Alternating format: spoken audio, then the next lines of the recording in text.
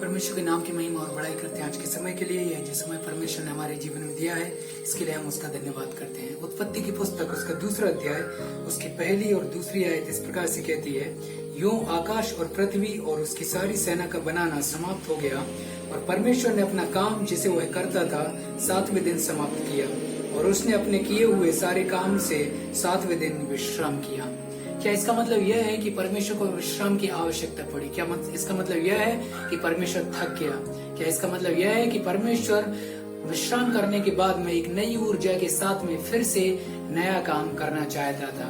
विश्राम करने को हम इब्रानी भाषा के एक शब्द से समझ सकते हैं। आपको पता है कि पुराना नियम इब्रानी भाषा में लिखा गया है और नया नियम यूनानी भाषा में लिखा गया है। जो विश्राम के लिए शब्द है इब्रानी भाषा में, वह सबत प्रयोग किया गया है। सबत का मतलब होता है बंद कर देना या रुक जाना।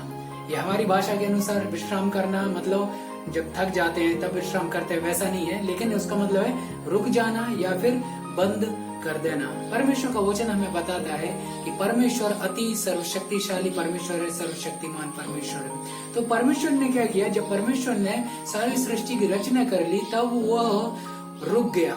उसने देखा कि सब कुछ अच्छा है और उसने विश्राम दिन को ठहराया। वह रुक गया, 7वें दिन वह रुक गया। उसने विश्राम दिन अपने लिए नहीं ठहराया, लेकिन उसने विश्राम दिन हमारे लिए ठहराया।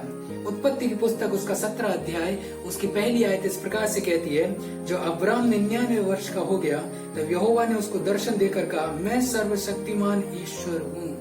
परमेश्वर एक सर्वशक्तिमान ईश्वर है और अब्राहम को परमेश्वर ने कहा, मेरी उपस्थिति में चलता जा।